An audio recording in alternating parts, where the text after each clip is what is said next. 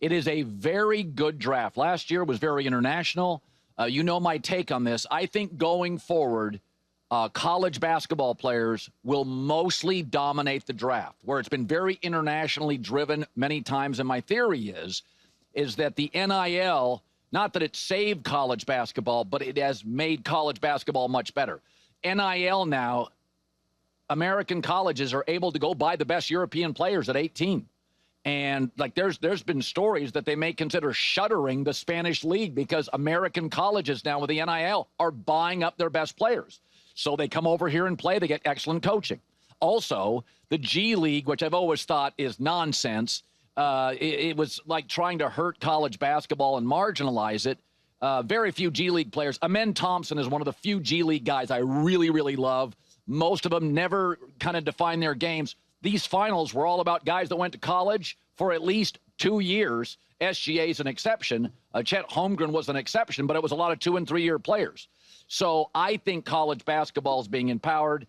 And Rick Pitino, we'll talk about the draft. It is Rutger guys, and it's Arizona guys, and it's Duke guys.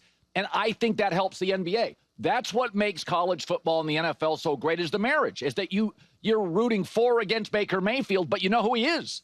You're viscerally connected to Baker Mayfield or Caleb Williams.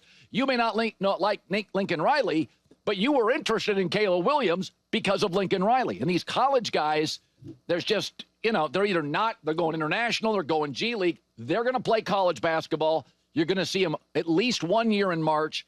But like a Zach Edey, Purdue can pony up some money and he can stay another year. And I was interested to watch Zach Edey last year in college basketball. If Purdue was on, I was watching.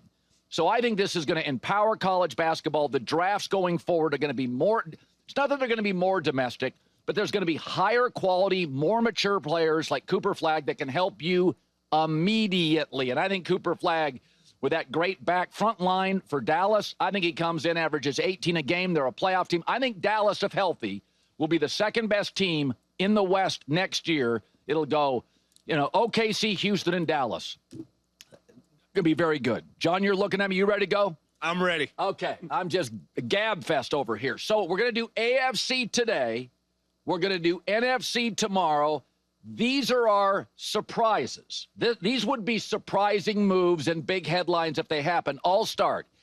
I think Kansas City is a wild card team, and Jim Harbaugh and the Chargers, now they have their running back situation and offensive tackle set, upgraded receiver. Last year, the only thing they were missing was juice offensively. Their defense finished almost near the top of the league. It went from last to near first in 1 year.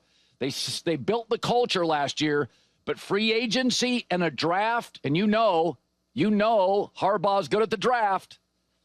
I think they're going to be one of the better teams in the league. I think they're an 11-12 win team, and the Chiefs come into the season, which would concern me, with offensive line issues. So I like the Chargers to win the division. You're going to think I'm nuts. Daniel Jones leads the Colts to the playoffs. This race is over. He's going to be the starting quarterback. You would have said 2 years ago, Baker Mayfield leads Tampa to the playoffs? No chance. Last year, Sam Darnold leads the Minnesota Vikings to 14 wins? No chance. What does he get in Indy? An offensive coach who created the start of Jalen Hurts' career. Yes. A great running game. A lot like a couple years ago when he had a healthy Saquon Barkley. Jonathan Taylor almost had 1,500 yards last year. The division stinks. The Jags haven't been good ever. Obviously, the Houston Texans, a lot of moving parts, a lot of question marks with the offense, and the Titans, no depth.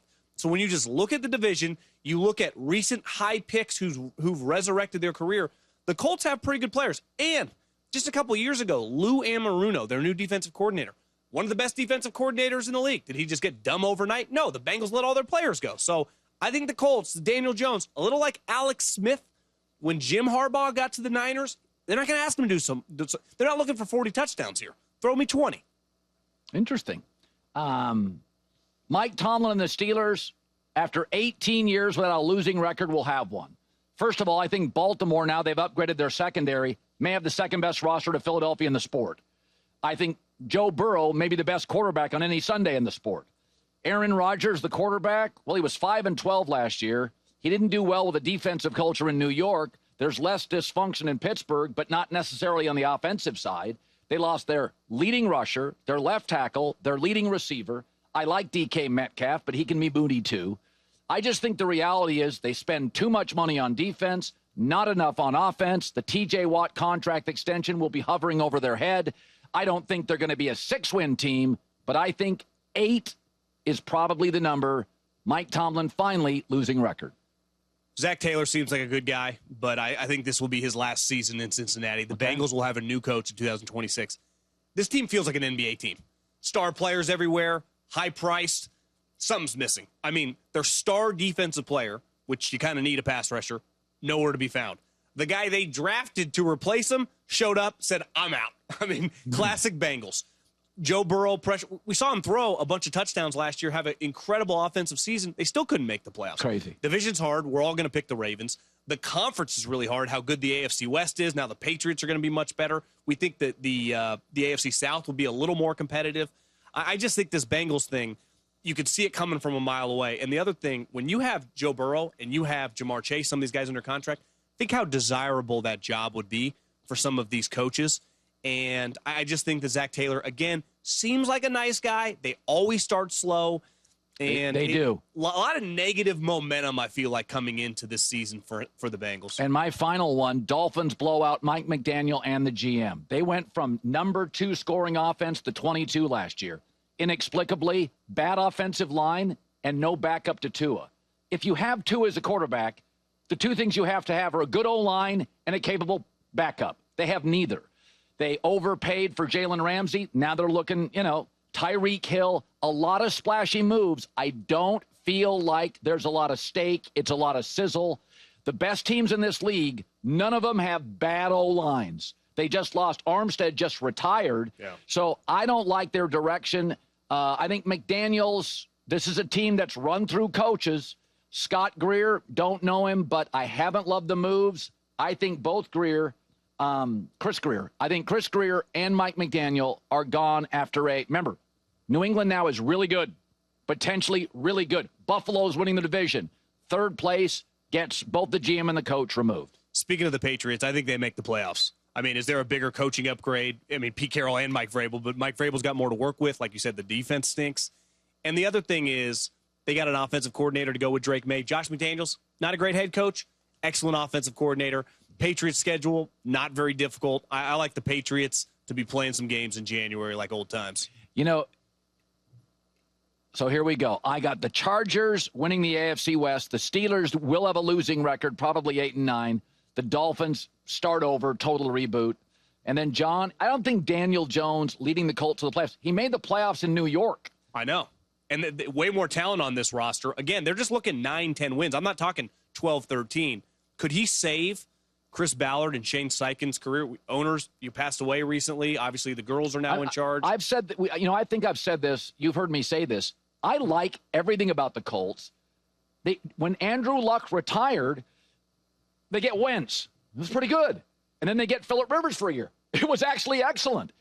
But they felt like the late owner had a strong opinion on the quarterback situation, and Andrew Luck leaving really illustrates how hard it is to find a quarterback because their O-line's good. They get a pass rush.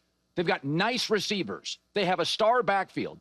They have maybe the 1st or 2nd best guard in the league in Quentin Nelson. They have really good pieces. Yeah. But when Andrew Luck retired, they did a remarkable job. Wentz into Phillip Rivers. They're just trying. It's a life preserver offensive situation. And Daniel Jones may be it. We're not talking 13 wins, but playoffs in that division may be 9. For sure. Speaking of ending poorly, the Steelers, they've brought in Aaron Rodgers on a 1-year deal this offseason. But it sounds like this might be his last ride. In a recent TV appearance, Rodgers said that he's pretty sure that this is it while discussing his future in the NFL. What do you think, Colin? Yeah, I thought he would retire. I thought once Minnesota didn't come to fruition, I wouldn't have taken this gig because I think we look at the Jets as dysfunctional. I look at the Steelers as offensively dysfunctional, not culturally. So I don't think they lost. This is a team that has a really good, that center from West Virginia, Frazier. Yeah. They've got an anchor, and that's good at Aaron's feet, but they can't get the O-line right, even though they've drafted it. So I don't know. I don't see it ending well. Yeah, my question with Aaron is if this doesn't go well and he gets injured and doesn't play that many games, we'll remember the great times with the Packers. He'll be a first ballot Hall of Famer. Can he add anything? You know, Montana went to Kansas City, little cherry on top, took the Chiefs to the AFC Championship game. If he were to get this team to double-digit wins and win a playoff game, it'd be a nice little way to go off. It'd be fantastic. You would forget what would happen if he does that is you'd look at the Jets and go, well, I mean, look at Favre. He went to Minnesota and flourished. If he goes to the Steelers and makes the playoffs and wins a game, it is very much the Favre journey where he succeeded everywhere except the totally dysfunctional New York Jets. If you could give me 80% of that Minnesota Favre season, such a good team. Sign me up. That was so entertaining, that version. We didn't see that coming with Favre. Most people thought he was shot, and he was incredible that year. They got to sneak up on some people. This Steeler team, I don't think is going to be sneaking up on anybody.